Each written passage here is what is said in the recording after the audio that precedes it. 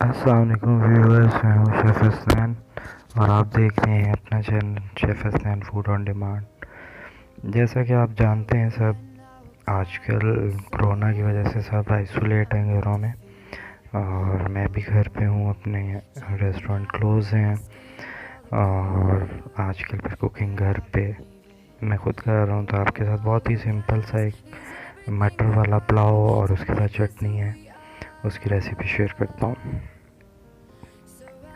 सबसे पहले एक बर्तन में ऑयल डाल लें, उसमें 1 टेबलस्पून कलौंजी और 1 टीस्पून ज़ीरा डाल के उसको फ्राई कर लेना है। और बस उसका बहुत ज़्यादा भी नहीं फ्राई करना, कड़कड़ा लेना है। और उसके बाद हम इसमें ऐड करेंगे अनियन। 2 मीडियम अनियन ले लें, उसको ऐड करें। इसके साथ थोड़ा सा ऑयल में ही सौते कर लें अनियन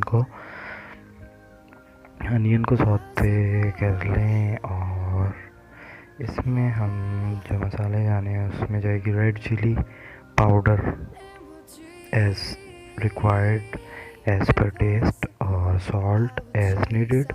इसे अच्छे से मिक्स कर लें और थोड़ी देर कुक करने के बाद हम इसमें ऐड करेंगे टोमेटोज़। मेरे पास फ्रोज़न टोमेटोज़ से मैंने उसका छिलका उतार लिया और उसे रफली चॉप करके मैंने ऐड कर दिया। इसको पकाएंगे, इतना पकाना है कि टमाटर का पानी खुश्क हो जाए और जो ऑयल था हमने शुरू में जो डाला वो ऑयल ऊपर आ जाए। तो ये बहुत ही मज़ेदार सी कॉन्डिमेंट है, चटनी है टोमेटो प्याज की।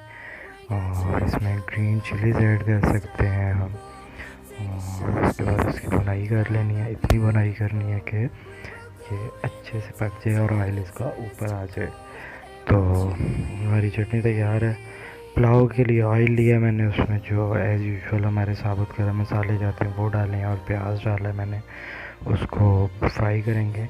मैंने प्याज और जो मसाले हैं वो एक साथ डाले हैं। बहुत से लोग होते हैं जो पहले मसालों को फ्राई करते हैं, उससे ये होता है कि जब प्याज फ्राई कर रहे होते हैं तो हमारे मसाले जलना शुरू हो जाते हैं।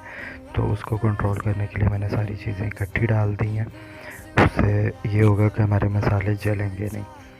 तो इसको आपने थोड़ा सा, जब प्याज का कलर चेंज हो जाएगा उसमें हम मटर ऐड कर देंगे और मटर को हम इसी ऑयल में थोड़ा सा फ्राई कर लेंगे।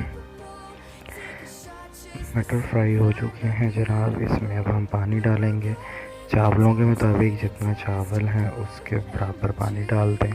अगर तो आपने काफ़ी देर राइस भिगो के रखे हुए हैं तो आप बराबर का पानी डालें या थोड़ा सा उससे ऊपर, वो डिपेंड करता है चावलों की क्वालिटी पे। थोड़ा सा मैंने ग्रीन चिलीज़ डाल दी हैं और इसको थोड़ा फ्लेवरफुल करने के लिए मैंने इसमें 2 कनौर क्यूब्स ऐड किए हैं। तो इसमें कनौर क्यूब ऐड करने के बाद हम उबाल देंगे ताकि हमारे जो मटर हैं वो थोड़े सॉफ्ट हो जाएं और पानी हमारा टेम्परेचर पे आ जाए। इसमें ब्लैक पेपर ऐड किए मैंने 1 टीस्पून तकरीबन। और मैं बताता चलूँ, मैं तकरीबन इसमें हाफ़ kg राइस अप्रॉक्सीमेटली बना रहा हूँ। सॉल्ट आप बैलेंस कर लें हमेशा राइस में, एज़ यू नो कि नमक थोड़ा सा ऊपर रखा जाता है चावल डालने से पहले, ताकि वो चावल जब उसमें जाएंगे तो वो बराबर हो जाए। चावल डालने के बाद हम इसे दम दे देंगे।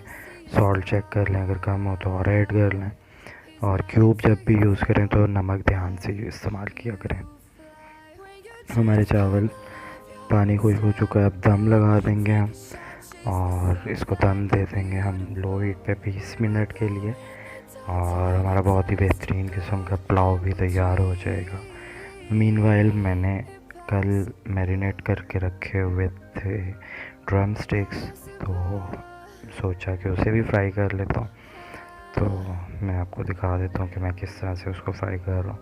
और अगर आप ड्रम स्टिक की मैरिनेशन जानना चाहते हैं तो आप मुझे कमेंट कर दीजिएगा, और अगर हो सका तो मैं डिस्क्रिप्शन में भी ऐड कर दूँगा उसकी मैरिनेशन, तो आप वहाँ से देख के उसको भी मैरिनेट कर सकते हैं। दम दे चुके हैं हम राइस को और अब मैं ड्रम स्टिक्स फ्राई कर रहा हूँ।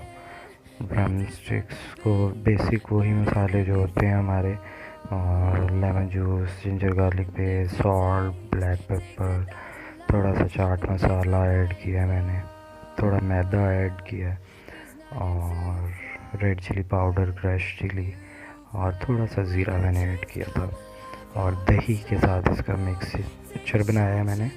और उसको मैंने कल एक रात के लिए इसको मैरिनेट कर दिया था, फ्रोज़न किया हुआ था, तो आज मैंने इसको निकाल के फ्राई कर लिया। पुलाव के साथ मटर वाले ये ज़रा हम लोग भी तो गोश्त के बगैर रहते नहीं हैं, तो ये कंप्लीट हमारा मील रेडी हो जाएगा। तो ये हमारे ड्रम स्टिक्स फ्राई हो रहे हैं, ये हमारे ड्रम स्टिक्स की फाइनल लुक है। बहुत ही लजीज हमारा खाना तैयार हो चुका है रात का, और मैं तो आजकल अपनी फैमिली को बहुत एंजॉय करवा रहा हूँ। बहुत अरसे बाद टाइम मिला कि घर में भी कुकिंग करूँ, तो आजकल मेरे घर वाले मुझसे काफ़ी खुश हैं।